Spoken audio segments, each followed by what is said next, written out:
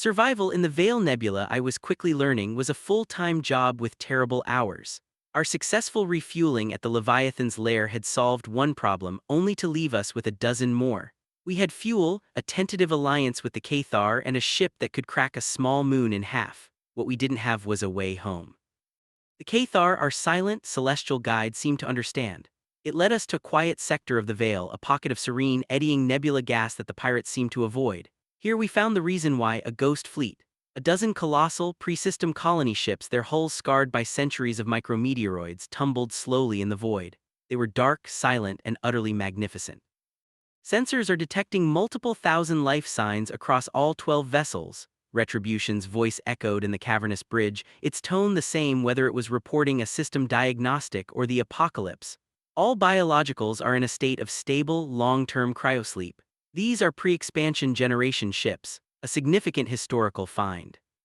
"They're not a find, Retribution," I said, my heart aching for the lost souls on those ships. "They're a responsibility. A responsibility that is attracting unwanted attention," the AI added. "Multiple pirate-class energy signatures have just entered the sector. Analysis confirms they belong to Kalen's Crimson Reavers. They are moving to intercept the fleet." On the main viewport, the familiar, brutalist shapes of the pirate flotilla appeared, their engines glowing hungrily. "They think they've found the ultimate salvage prize," I muttered.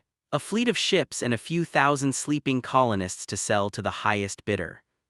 "A logical assumption," Retribution stated. "Tactical assessment. The Reaver fleet consists of 15 cruisers. Their combined firepower outmatches ours in a prolonged engagement.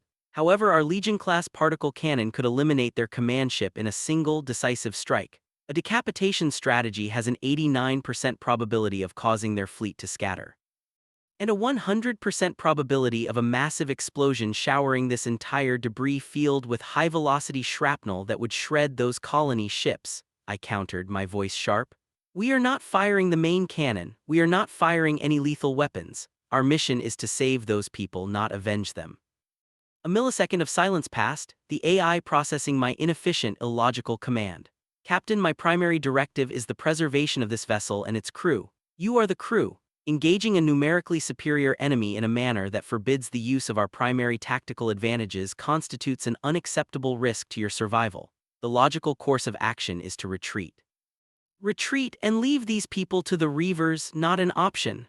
I turned to our silent partner, the Cathar, who was watching the pirate fleet with its glowing, crystalline eyes. "You got us into this, my friend. Any bright ideas?" The creature let out a low chuff and its veil pelt rippled, not with a map but with an illusion. It perfectly mimicked the appearance of one of the Reaver cruisers, then showed the image flickering and dissolving as it passed through a dense patch of corrosive gas. It was telling me the pirates were predictable, and the environment was a weapon.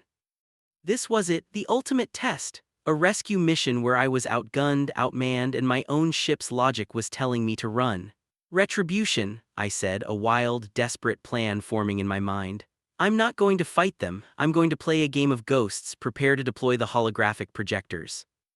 "Holographic projection is a tool of misdirection, not a weapon," the AI stated flatly. "It is a tactic of the weak." "Then today we are going to be brilliantly, creatively weak," I replied. "Let's give them a ghost to chase." Our first move was a masterpiece of deception. The Retribution crept into the shadow of a massive, rogue asteroid, its systems powered down to a whisper. From our hiding spot, we projected a perfect, life-sized hologram of our own ship and sent it flying into the heart of the ghost fleet, its engines flaring as if in a panic. Kalen, the Reaver captain, took the bait. "All ships converge on the Dreadnought," his voice snarled over the intercepted comms. "Glory to the Reavers."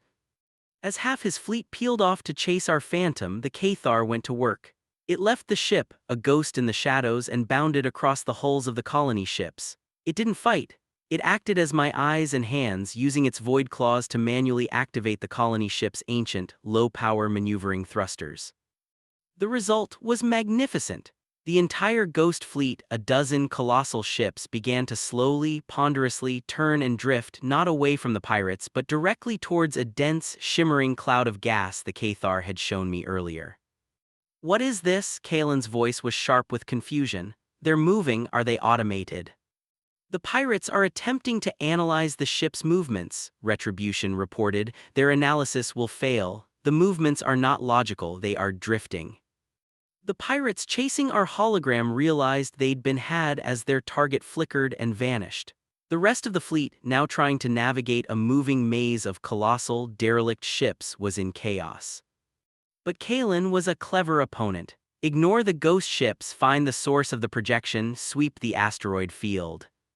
This was the part of the plan that had made Retribution's logic circuits practically scream in protest. "Time for Phase 2, I said, my heart pounding. "Retribution, give me a direct comms link to Kalen's ship, audio only."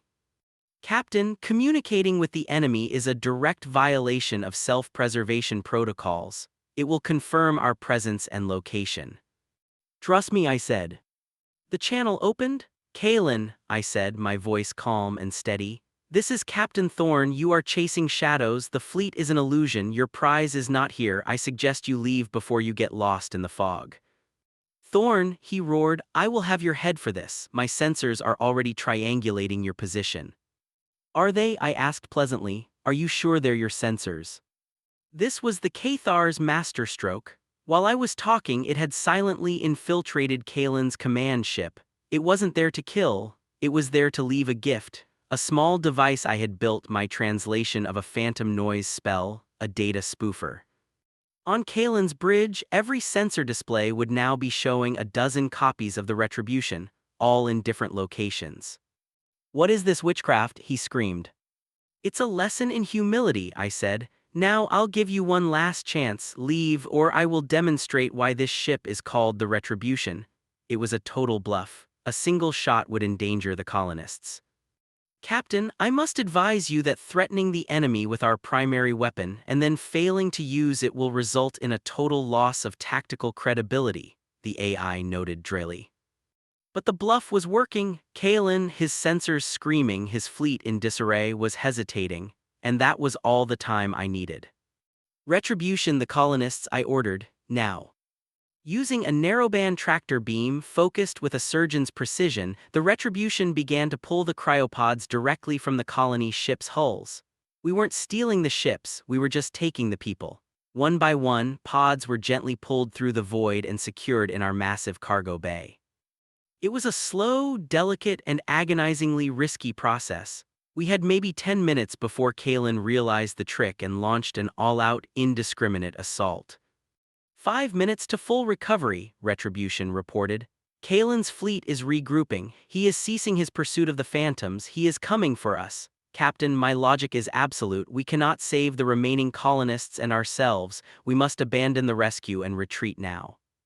This was it, the breaking point. The AI was right. The logical, self-preserving choice was to run, to save ourselves and the thousands of colonists we already had. To stay meant certain death. "No," I said, my voice quiet but firm, "we don't leave anyone behind." I looked at the Cathar. It met my gaze and gave a slow, deliberate nod. It understood. "Retribution," I said, my voice ringing with a command I never thought I'd give.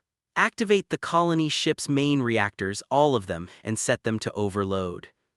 There was a full second of pure, processing silence from the AI. "Captain, that is not a non-lethal solution. The resulting explosion will annihilate the entire pirate fleet." "The reactors are ancient and unstable," I countered, my mind racing. "It will take them a full minute to go critical. That's more than enough time for the pirates to detect the overload and make an emergency jump out of the system. We're not destroying them, we're scaring them, we're giving them the most compelling reason in the universe to leave." Analyzing, probability of pirate fleet detecting the overload and escaping in time, 92%. Probability of them failing to do so and being destroyed, 8%. The risk to your core principle of no kill is non-zero. "It's the only way," I said, "do it." The command was sent. Across the ghost fleet, a dozen ancient suns began to wake up. On Kalen's bridge, the alarms must have been deafening. His fleet, which had been cautiously advancing, turned into a frantic, panicked scramble for the nearest jump point. They vanished in flashes of blue light just as the first colony ship detonated. We were already at a safe distance, the last of the cryopods settling into our cargo bay. We watched as the Ghost Fleet, the prize everyone had been fighting for, erupted in a beautiful, silent, and utterly final chain reaction of blossoming fire.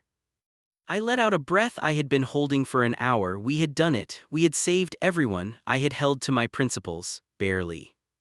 Captain, Retribution's voice was softer than I had ever heard it. The risk you took was extreme, and yet the outcome was optimal. No casualties on either side, all objectives achieved. My analysis of your out-of-the-box strategic thinking is ongoing.